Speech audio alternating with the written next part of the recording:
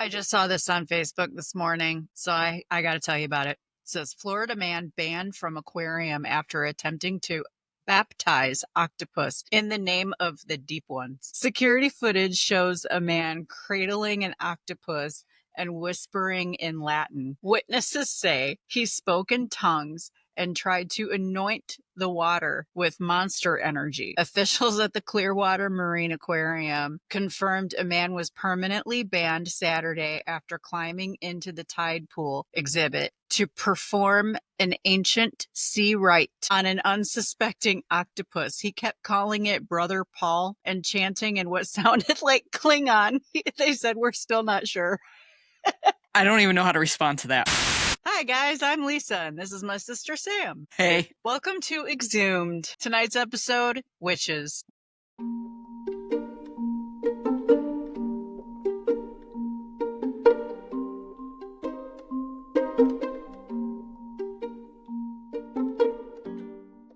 This is like the 6th time we've recorded this one, right? It's a cursed episode, so you know what? Just come in very quietly, don't touch shit, and just sit down. Just wash your hands when you leave. Yeah. So however it turns out tonight is just how it turns out. Because I'm done doing this.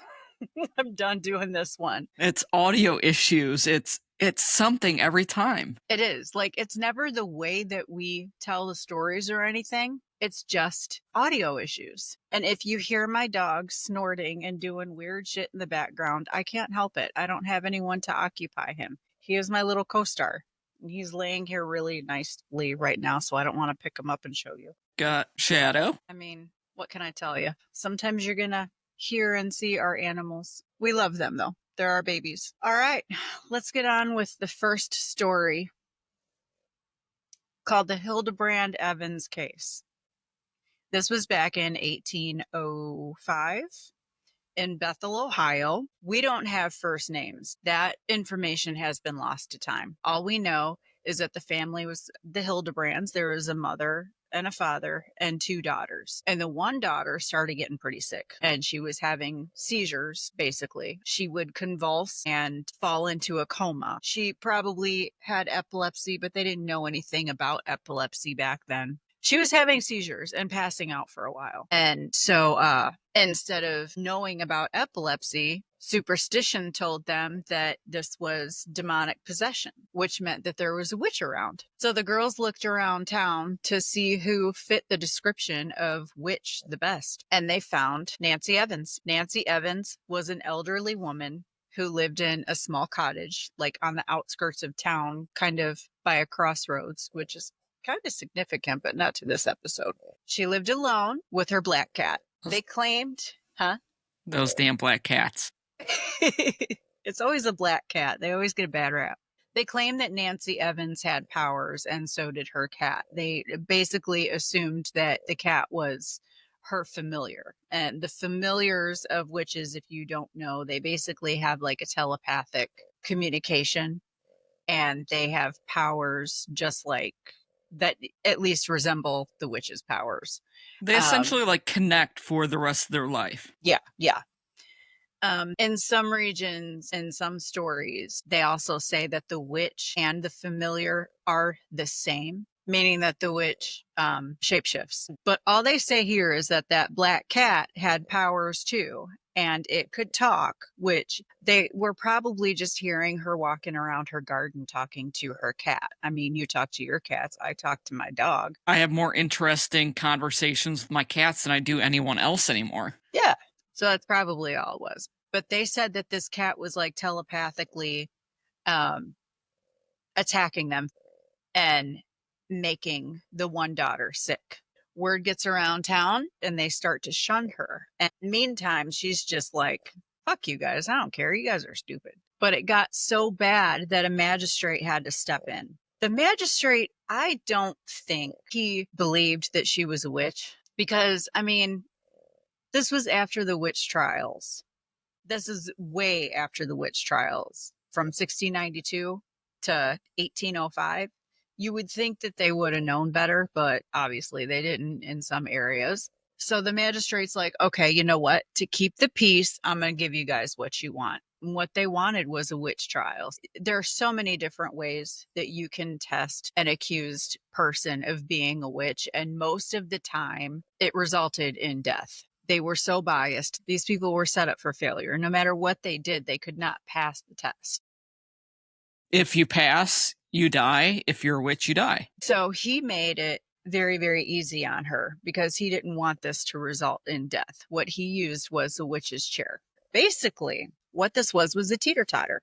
You just imagine a teeter-totter. Now, I can't remember why, but if the Bible is heavier than the person, then she is supposed to be a witch. Can you think of any reason why the Bible would be heavier in that instance? The only thing that I can think of is, like, the Bible is supposed to be morals. It's supposed to be good. So maybe it has its own power, but then you can call the Bible a witch as well. It has powers. I don't know. I'm not sure. I need to look that up because I'm kind of mad that I don't know why now. I know the reasons behind all kinds of other things. If you give a witch the swim test, you throw her in the river. If she floats, she's a witch. If she sinks, she's innocent, but either way, she can die. The reason why a witch floats is because by being a witch, she refuses baptism. And so in turn, the water rejects her. And so she just bobs up and down and will not be immersed. I thought that was just kind of an interesting fact. But they didn't use water. They didn't use anything this time. They just used a witch's chair, which was like a teeter-totter. You put the Bible on one side, and then the accused witch sits on the other side. If she's heavier than the Bible, she's innocent. If the Bible is heavier than her, they're going to hang her, do whatever they're going to do to her. She's going to be executed. I looked it up. Oh, okay. According to AI Overview on Google, why is the Bible heavier than a witch? The Bible is typically heavier than a person, including someone accused of witchcraft. This stems from historical practice of Bible weighing, where individuals were tested against the weight of the Bible, not because witches were believed to be lighter, but as a way to supposedly prove innocence or guilt based on the belief that evil spirits would cause a person to weigh less. That makes absolutely no sense. But nothing they believed really makes any sense. Well, if you've got like witchcraft in you, then you're going to be lighter with the same way that the water rejects the witch. It makes her float. So I kind of get it, but it's, superstitions. The idea that witches were unnaturally light was a myth, and the Bible weighing test was a way to exploit their superstition. Some believe that a witch was supposed connection to evil spirits would cause them to weigh less than the holy book of the Bible. Okay, I'm not going to continue reading. Sounds completely made up. But there we go. So while this is all going on, Nancy Evans is not taking it seriously at all, and she just kind of went on with her life, and she was like, fuck yeah, I'm not talking to any of you. I'll just talk to my cat. So I imagine that she was kind of pissed off when they pulled her forward to sit on this witch's chair. Like, you're actually putting me through this. I don't think that she really thought that it was going to go to trial. She should have been taking it a little bit more seriously because these people were fully ready to execute her. They were fully ready and like enthusiastic about killing her because they really, really thought she was a witch, and she was just like, whatever. So Nancy Evans comes forward, and my source said something like, Nancy Evans plunked her ass down on the witch's chair. Not being a slight woman, the Bible went flying, thus proving her innocence. Did they do this over land or over water? Over land. There was no water involved. Okay. There's another method close to the witch's chair that does involve water, but like I said, the magistrate wanted to make it as safe as he could, I think, because he knew that it was all bullshit. He didn't want her to get hurt, Mm-hmm. He wanted to make it safe for her because he knew that it was ridiculous. He was just humoring the town so that they would shut up and get on with their lives. So after that, it's unclear what happened with the Hildebrands, but Nancy Evans later on moved to Brown County. I want to say maybe an hour away, and she died in Brown County, an old and respected citizen. Probably still talking to her cat. Probably. Maybe she had 4 by then. So what's one of your stories? Well, let's start with saying, while the Salem witchcraft trials of 1692 are often associated with the persecution of witches in the United States, and Ohio had its own share. We talked about that. Or not their share, but their one.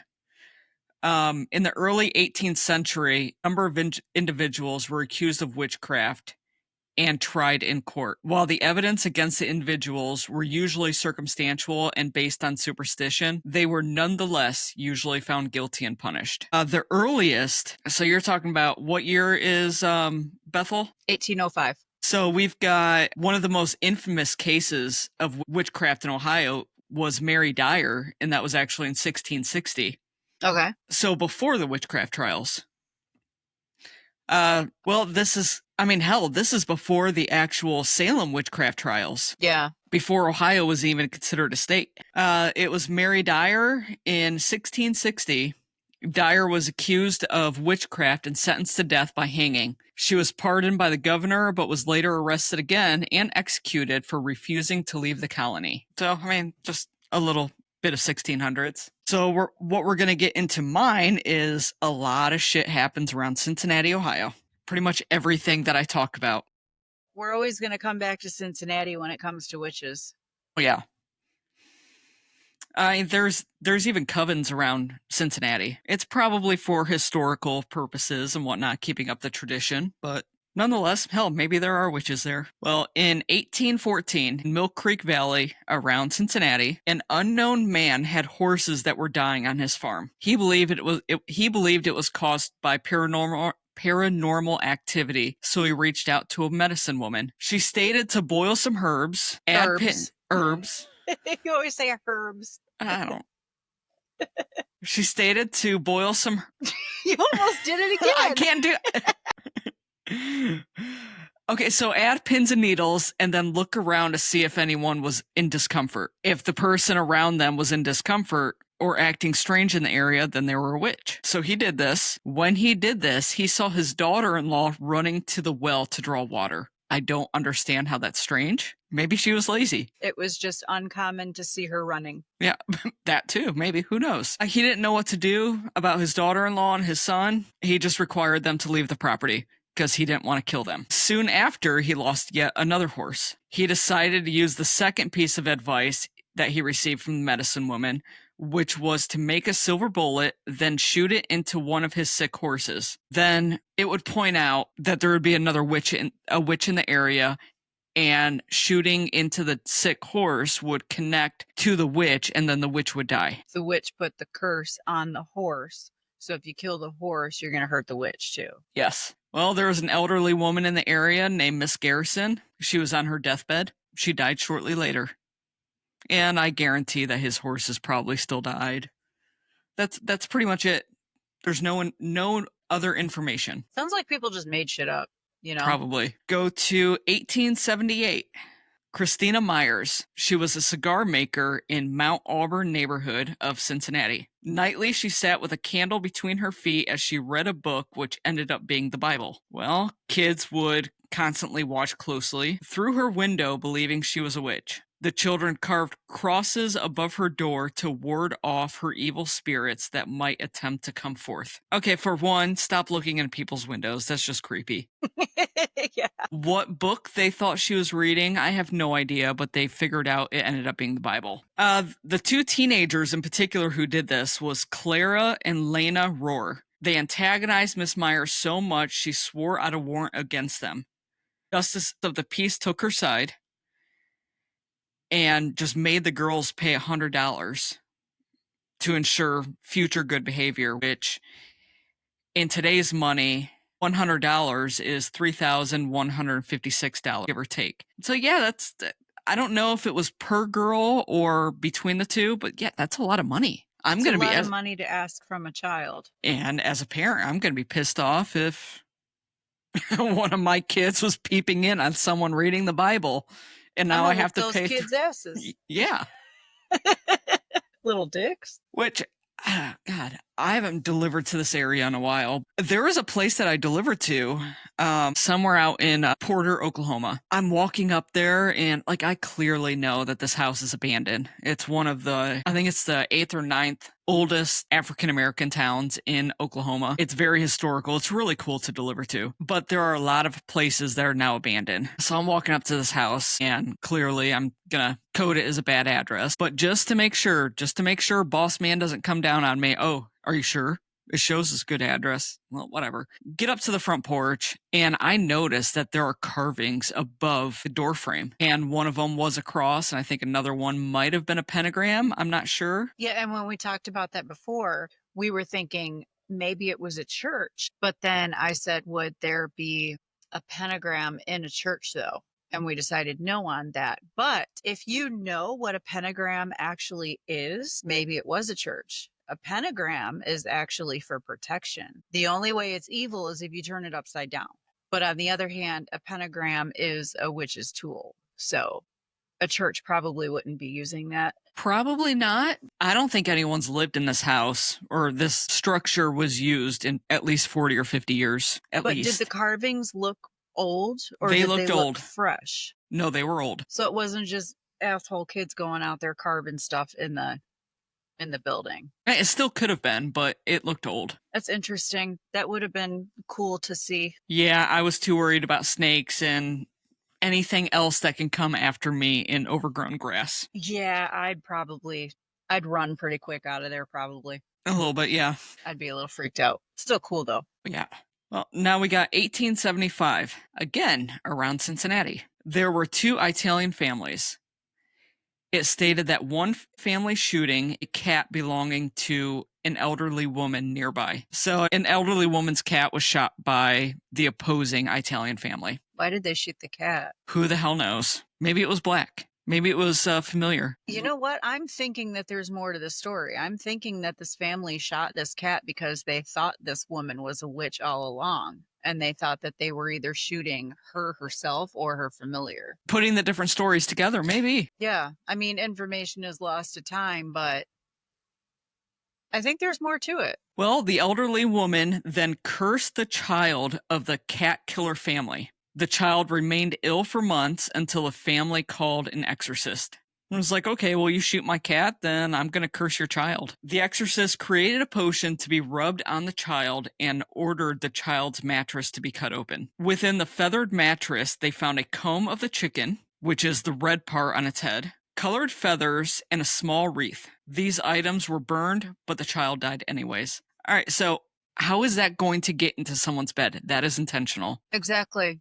That was my thing. Like, who put it there?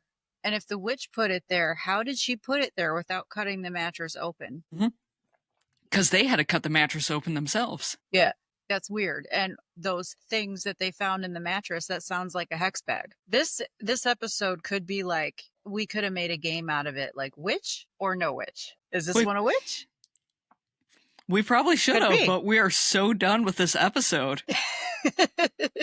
We'll end up playing a game at the end of it. Okay, you got one in mind? The normal one that we've been doing on this. All right, so have you ever heard of the witch's tree? Yeah, I love this story. All right, so this does have 2 conflicting stories, and it's a combination of Ohio and Kentucky. There's an urban legend dating back to the 17 to 1800s, 3 women living near, again, Cincinnati. They were caught doing something witchery, then escaped down the Ohio River, then into the Licking River, leading into Kentucky. It's so weird that the article said that they were doing something witchery. I want to know what that is. I mean, it's just witchcraft. It's just, anyway. Well, after they got into Kentucky, they hung out there for a couple of weeks, but then they were caught. They were all hung from one tree at the same time. Before they were hung, they cast a curse upon the tree to anyone who disrespected it or cut it down. When the witches died, 3 small humps form around the tree. Tell me that is not hocus pocus. That's hocus pocus. Years later, cool. Yeah. Those 3 small humps, to me, I'm just picturing grapes. They're grapes. Yeah, so am I. Years later, when anyone who tried to cut down the tree, like the axes would break, chainsaws wouldn't work, anyone who tried to cut down the tree passed away shortly. but then the tree was cut down without issue in 1890. All right, so there's that, but then there's another story that kind of follows with it, so I'm wondering if it's two different stories into one. So after the tree was cut down in 1890, apparently this displeased the witches greatly. So much they cast yet another curse. And exactly 11 months to the day after the tree was cut down, the city suffered a storm so severe that it was generally assumed that the witches had made good on their curse and summoned a storm demon. During the storm, lightning struck the stump of the old witch's tree, and a new tree began to grow thereafter. Not a healthy, happy tree, but rather the otherworldly thing that stands there now. And that tree is it's interesting. I've seen pictures of it. You can't even say that there's knots. It looks like big softball-sized warts all over the tree. And it doesn't really even have branches. Like, unless they cut the branches off of it, it just looks like a big stump. Like a big trunk. See if I can. Yeah. It goes up pretty far. Yeah, I'm going to do a screen share real quick on for anyone watching, for what it could look like. Oh, come on. All right, well, that's not gonna, if anyone can actually see, it's got all of these knots as well as all these different offerings. We'll post a picture of it. It's an ugly looking tree. Pictures of it. Yeah. We'll put pictures of it on our website and social media. Yeah. Whether there's any truth to this tale or not, it appears that the community has decided to err on the side of caution and leave small tributes on and around the tree to stay on the witch's good side. It's believed that if anyone dares to remove one of the offerings, a curse will fall upon them. What kind of stuff is on the tree? There's lanyards and beads, like Mardi Gras beads, little Jeep ducks, all sorts of different things. I think whatever anyone decides to put on it is. There's Christmas decorations, little dolls, brooms, little Jeep duckies, witch hats, all sorts of things. That's kind of cool. Yeah, I like that. I like that story. They don't want to piss the witches off anymore, so they appease them with gifts. Well, I have one more. It's kind of witchy. Kind of. We've got Myrtle Hill Cemetery. It was established in 1822. This nearly 6-acre cemetery is the final resting place of someone of the area's earliest settlers. Beneath a 3-foot granite ball is a small marker that bears a single name. I want to say it's Stotskopf. Stotskopf. Yeah, Stotskopf. Legend maintains that there's a witch buried here, and the massive granite structure was designed to keep her spirit from wandering. Her name was Skotsoff, and she died in the 1920s. According to the paper, she was emotionally and physically abused by her husband and her son. She was made to work like their slave, and the boys were allowed to beat her and berate her.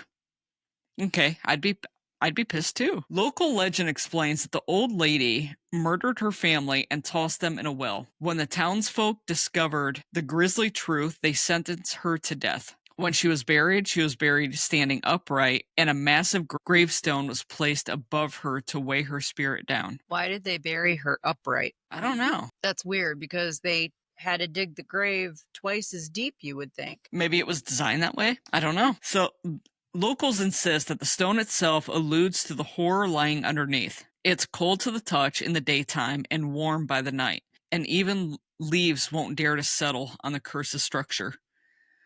The legend has existed in the area for decades, but is very likely that there isn't even anything buried underneath the massive stone.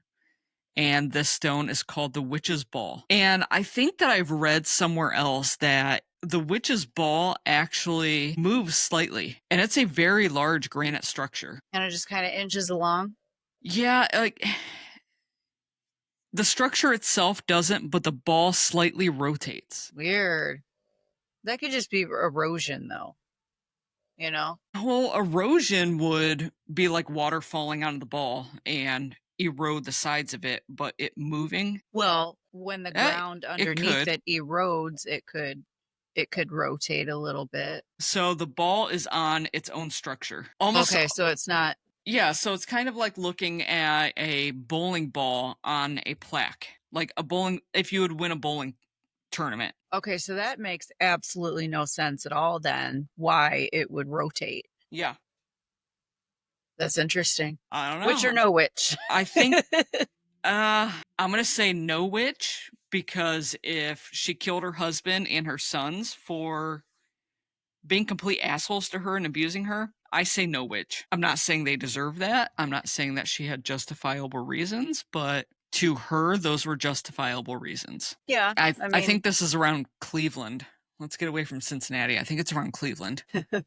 Okay, you ready for my last one? Yeah, let's hear it. This is the story of the only witch who was actually burned in America. During the Salem witch trials, they never burned any witches. They hung them all, or exiled them, or pressed them to death.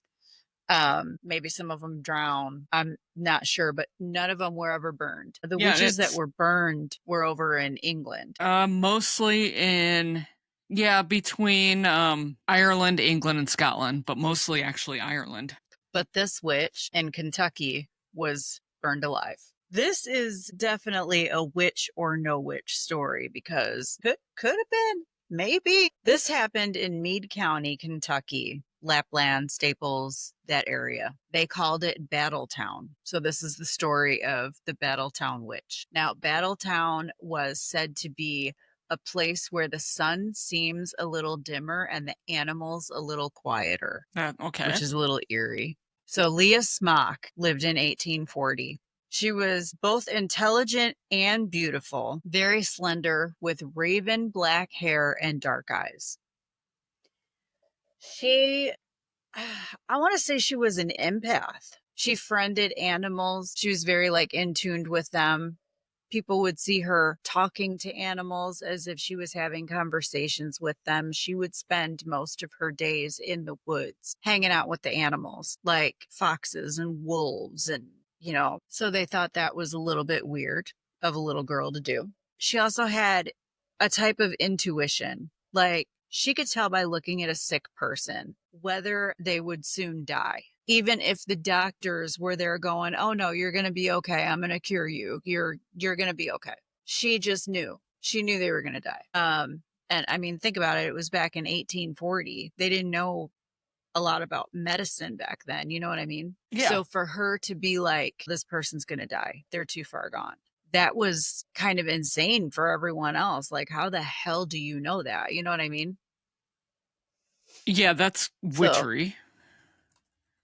I mean, the definition. A little bit, or maybe she just had that in her, like that intelligence in her that, we have now. Who knows? She also knew certain things, like cutting back poisonous weeds from the creek wouldn't keep the cows from dying because its poisonous roots were still touching the water. Like, she pointed that kind of stuff out, like she just knew. She would pick berries and other things in the woods, possibly for healing remedies. The townspeople assumed it was for potions or spells, so that also looked odd. She was kind to children, but the children were not kind to her, probably because the whole town thought she was a witch, and just kind of like whispering amongst each other, because at this point they would just thought she was a weird little kid. So there were just whispers, but the kids caught on to that. And even though she was kind to them, they weren't so kind to her. She also carried a walking stick.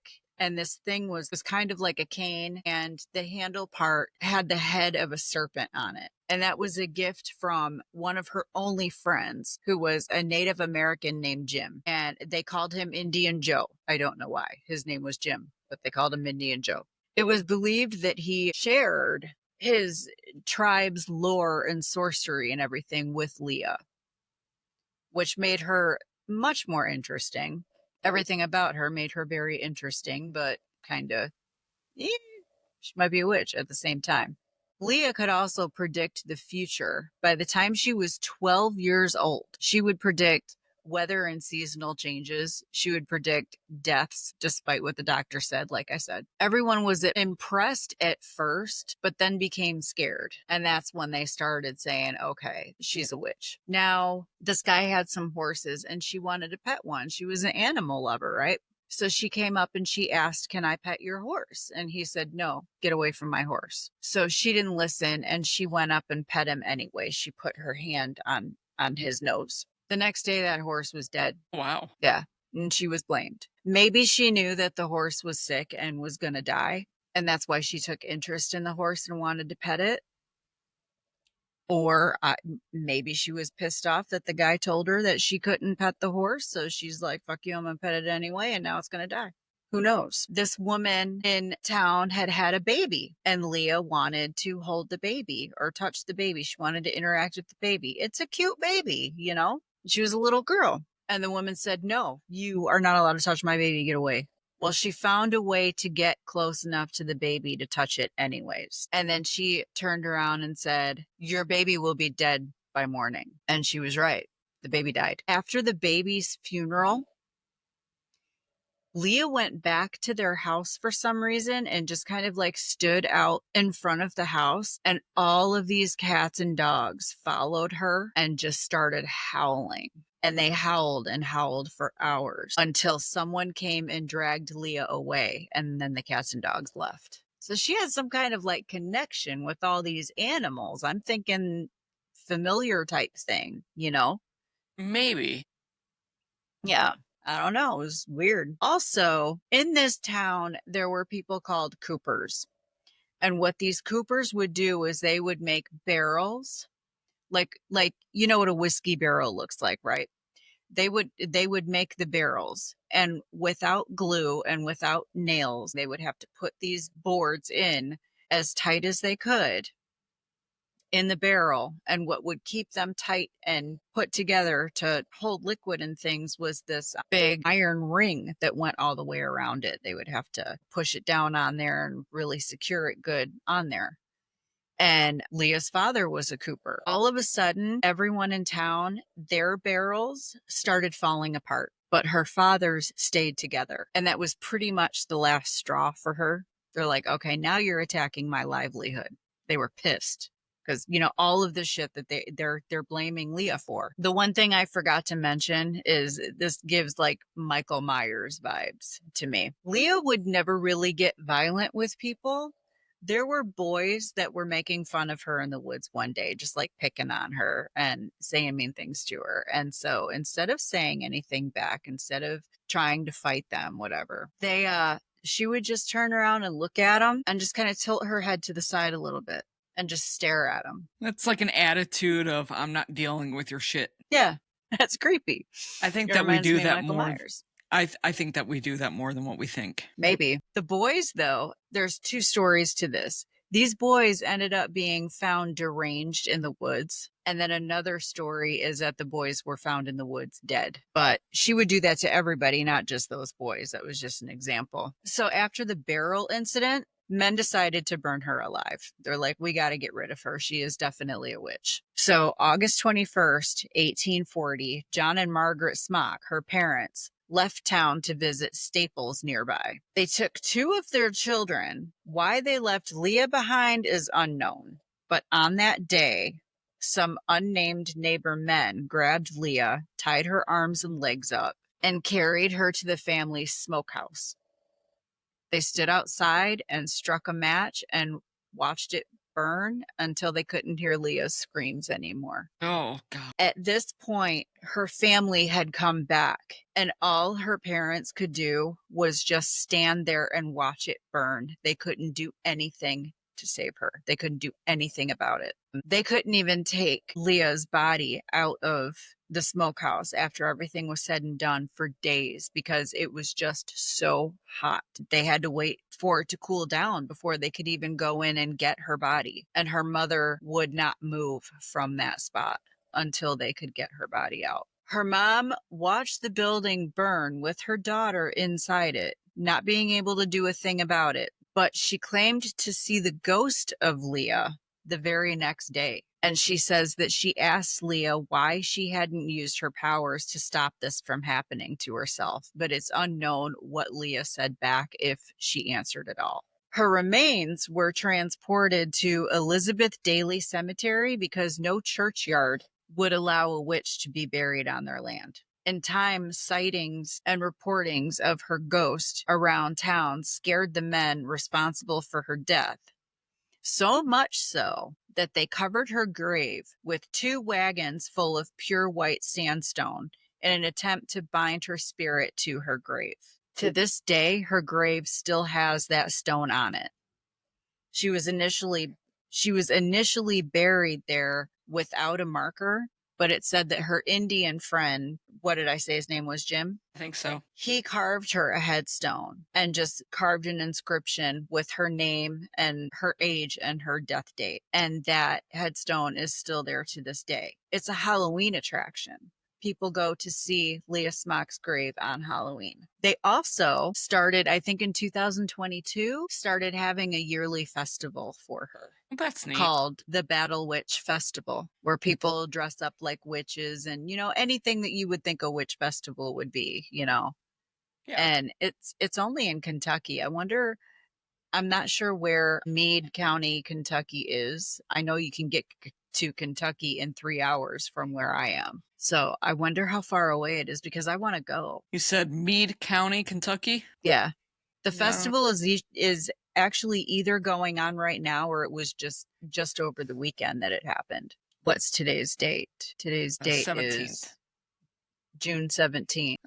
It is southwest of Louisville, Kentucky. So southwest, right outside of Louisville, Kentucky. So how far away from Sylvania do you think that is? Oh, I'm not sure. Toledo. Probably 5 hours. 5 or 6 hours. Because when I was going to go and see Bobby Mackey's, that was only a 3-hour drive. Yeah, it's so this closer is a little further. to... Yeah, it's closer to Indianapolis. Oh, okay. I would still drive that far to see the Battle Witch Festival. That would be cool. Battletown Witch, I mean. That would be a cool thing to do. I think it would actually be faster to go to Fort Wayne to Indianapolis to Louisville rather than going through Cincinnati. I don't know. So what do you think about that? Do you think Leah Smock was a witch or no? I don't know things because were coincidences. Well, you think about it, there are so many encounters of animals knowing when they're going to die, as well as when someone else is going to die. Like, I've read about animals being in hospice, like one particular cat that I remember being in a hospice somewhere, who knows where. They would go and lay with people that were about to pass. And the nurses and doctors knew that person was probably going to be next because the cat was laying with them. Yeah, animals are known to know that kind of thing, but this was a human knowing it. Yeah, so why can't we? True. But what about all of the gatherings of animals around her? While I'm delivering, I have guard dogs that don't bark. They just get excited when I show up, and I've never been to that place. Some people just have it in them where animals know that they can trust that person. True. Who knows? Meade County just chalks Leah Smock up to being just a peculiar girl. And she was just misunderstood. Story of my life. So I get it. Yeah. Well, remember that squirrel that we used to feed that would come back year after year? He had a broken tail. Yeah. And he would wait for us to feed him peanut butter sandwiches. Yeah. He would hold on to my finger and eat right out of my hand. He would come right up to the front door and look in the door at me like, you gonna feed me? I feel like it could go both ways. Either way, it's a cool story. Yeah. Poor Leah, though. Oh, yeah, absolutely. Oh, a lot of women were considered witches because they had education. Mm-hmm. And it was so stupid, the things that people used as an excuse to accuse someone of being a witch. If they just wanted them out of the way, that's a witch. They get pissed off at each other. They'd accuse each other of being witches. Certain things like, okay, if you were over the age of 30 and not married yet, you must be a witch. Yeah. And so just like Nancy Evans, she was an elderly woman who lived with a black cat by herself.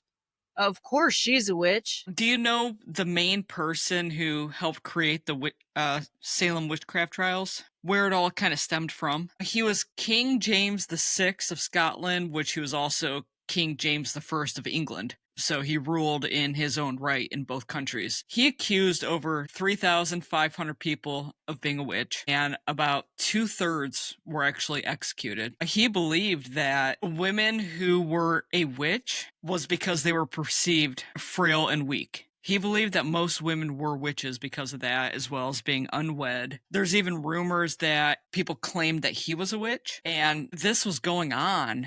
God, the biggest witchcraft trials in pretty much on earth was because of King James VI/First. And I want to say he died in 1625, and soon after it helped what happened in Salem. But there were multiple decades that he did the witchcraft trials. I have a fun fact that I almost forgot about. Back in 1487, an author named Heinrich Kramer wrote a book called Malleus Maleficarum. You tried your best. Yeah. The Hammer of Witches. And this was a book educating people on how to identify a witch and how to take care of them, how to take them out. All the different ways you can test for someone to be a witch, all the ways that you can kill a witch, all the ways that you can, just eyeball someone and be like, that's a witch, was in this book. So this came out in 1487. This book could have influenced the Salem witch trials and everything else after it. I wouldn't doubt it. Is anything from Monty Python related to that book?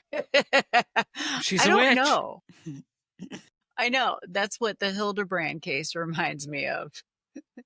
We found a witch. May we burn her? How do you know she's a witch? Because she looks like one. They dressed me up like this. Did you dress her up like this? No. Well, a bit. We did the nose, but she has got a wart. And the hat. And the hat. Well, she turned me into a newt. A newt? You got better. That is my favorite part of that movie. If you guys haven't seen Monty Python and the Holy Grail, I don't know, maybe you've been living under a rock. Watch it. It's one of the best movies ever. I mean, hell, John Cleese plays 6 different parts in the movie. Mm-hmm. It's so good. It's it's basically, it's King Arthur looking for the Holy Grail. And they just make fun of all kinds of ridiculous shit in history. And it is hilarious. It's British humor. If you get British humor, you'll appreciate the movie. Oh, I love British humor. It's so dry and so to the point and aggressive and vulgar. When we put this episode with the clip out, I'll go ahead and I'll put the clip from Monty Python and the Holy Grail into the social media and the website. You'll be able to find it. So you can see it if you don't already know about it. It's so great. What was the game you wanted to play? Who's your favorite witch? Any witch. That is so hard. Like, Stevie Nicks has said that she is, in fact, not a witch, but everyone says that, she's a white witch. If she is, of course, that's my favorite. We're talking about like movies and TV shows. I have a bunch. I have Misty Day from American Horror Story. She is everything that I would want to be if I was a witch. She's a swamp witch. She lives in the Louisiana swamps, and she's got the power of resurgence. She can bring people and animals back to life. She's a huge animal lover. She's also obsessed with Stevie Nicks. As we all should be. And she's just cool looking. She's just, I just love everything about her. There's also, never mind. Can't remember what I was going to say. Lost my train of thought. I am torn. Well, naturally, because it's Bette Midler, because everything is about Bette Midler. Winifred Sanderson. Yes. From Hocus Pocus, if we actually have to tell you what that is from. Of course, Stevie Nicks. Mm-hmm. But I think she wasn't a witch, but everyone always just associates her with being a witch. Hell, she wrote the song Rihanna, which is about a white witch that she read in a book. I think she read it in a book. Something like that. I can't remember, but you're on the right track. But Myrtle Snow from American Horror Story is probably my other favorite witch. I like the weird people. Yeah. If you haven't seen American Horror Story, watch season 3, Coven. It is fantastic. It's one of the least liked seasons, though. But then I also read a article that it is one of the favorites. So I guess that it probably all depends on where you started watching American Horror Story. So if you watched it from the beginning, then Coven probably is one of your favorites. Yeah. With Murder House and Asylum. Mhm. But if you started watching it more towards like after Jessica Lange left, yeah, then you're just not going to get it. But I will say though that the people that don't like the Coven season, they're just wrong.